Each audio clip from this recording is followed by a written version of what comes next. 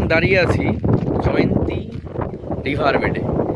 এটা ডুয়ার্সের রানী বলা হয় জয়ন্তী রিভার বেড। এখানে একটা দারুণ জিনিস, একটা ভাবার বিষয়, সেটা হচ্ছে নদীতে, মানে এটা কি মাস এখন? মে মাস। মে মাসের মাঝামাঝি এই সময় নদীতে এক ফোঁটা জল নেই, কোথাও জল নেই। এই যে পুরো ড্রাই, একদম মনে হচ্ছে যে এখানে কোনোদিন নদী যায়নি, এরকম একটা মনে হচ্ছে। এই ড্রাই হওয়ার কারণটা কি এরকম ড্রাই? এটার অনেকগুলো কারণ আছে, তার মধ্যে সবচেয়ে গুরুত্বপূর্ণ কারণ হচ্ছে এই নদীটা অনেকটা নিচু ছিল এক সময়। এখন বোল্ডার, পেবেল, কবেল এগুলো দিয়ে ভর্তি, এই যে বড় বড় বোল্ডার বা শিলা দিয়ে সব ভর্তি হয়ে গেছে, অনেকটা উঁচু হয়ে গেছে, প্রায় 30-35-40 ফিট পর্যন্ত এখানে ডিপোজিশন আছে নদীর। এবার কি হচ্ছে, পাহাড় থেকে যতটুকু জল মানে নিচ দিয়ে চুইয়ে আসছে, সেই জলগুলো এই পাথরে প্রবেশ করার পর সেটা নিচ দিয়ে চলে যাচ্ছে, চলে গিয়ে অনেকটা দূরে ওই যেখানে ঢালের পরিবর্তন হয়েছে সেখানে আবার জল বেরিয়ে আসছে। এরকম নদী এখানে হারিয়ে গেছে শীতকালে। বর্ষাকালে জল বেশি হবে তখন তো দেখা যাবেই। এইরকম অবস্থাকে বলা হয় ফল্গু ধারা, তাই তো পিঙ্কু? এটাকে বলা হচ্ছে ফল্গু ধারা।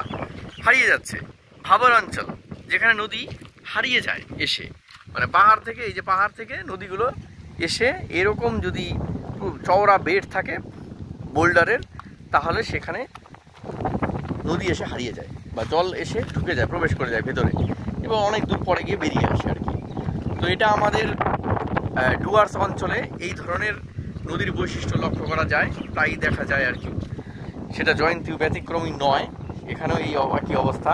এখানে যদি 30-40 ফুট, মানে এখানে বেশি না, 10-15 ফুট খুঁড়লেই নিচে জল পাওয়া যাবে।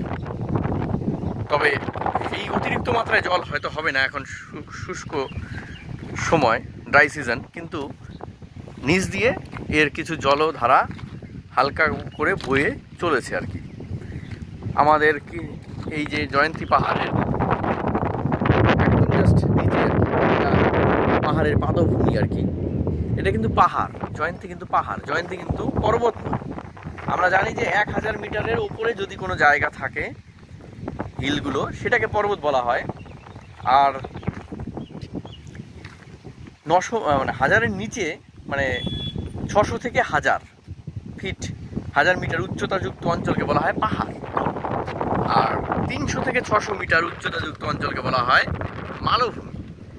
আর 300 মিটারের নিচু অংশকে বলা হয় সমভূমি। তাহলে তিনটে ক্লাস হলো, একটা হচ্ছে লেস দ্যান 300 মিটার মানে হচ্ছে সমভূমি, 300 থেকে 600 মিটার মানে মালভূমি, 600 থেকে 1000 মিটার মানে হচ্ছে পাহাড়, আর মোর দ্যান 1000 মিটার হচ্ছে পর্বত। জয়ন্তীর উচ্চতা আমাদের 1000-এর নিচে, অনেকটা উচ্চ। যেহেতু পাহাড়ের রূপ ধারণ করেছে, তাই এটা পর্বত নয়, এটা পাহাড়। প্রচুর শিলার ডিপোজিশন হয়েছে। এই হচ্ছে একটা ল্যান্ডস্কেপ, একটা সুন্দর ভূদৃশ্য, আমাদের ভৌগোলিক একটা ভূদৃশ্য। এটা আমাদের, মানে যদি সৌন্দর্যের কথায় ভাবি তাহলে এটা হচ্ছে ডুয়ার্সের রানী।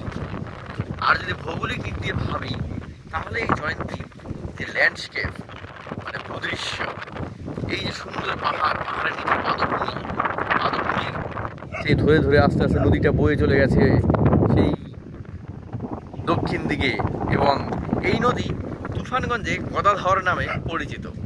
এই গদাধরের উপরের অংশটি হচ্ছে জয়ন্তী। এখানে বিশাল চওড়া, ভয়ঙ্কর এর রূপ।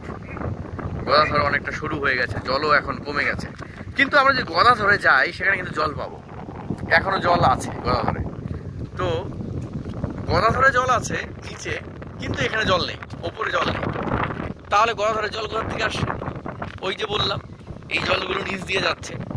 যেহেতু নিচে একটা ন্যাচারাল পার্কুলেশন সিস্টেম তৈরি হয়েছে, তাই জলগুলো নিচ দিয়ে চলে যাচ্ছে।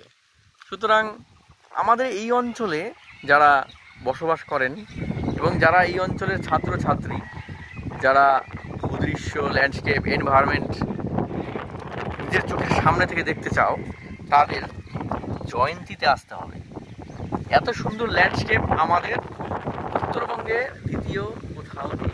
মানে পাহাড়, নদীর সমভূমি, তারপর নদীর এই যে রূপ, এই যে বোল্ডার, এই যে ফরেস্ট, তার প্রাকৃতিক সৌন্দর্য থেকে ভৌগোলিক যে রূপ, সেটা দ্বিতীয় আর কোথাও পাওয়া যাবে না।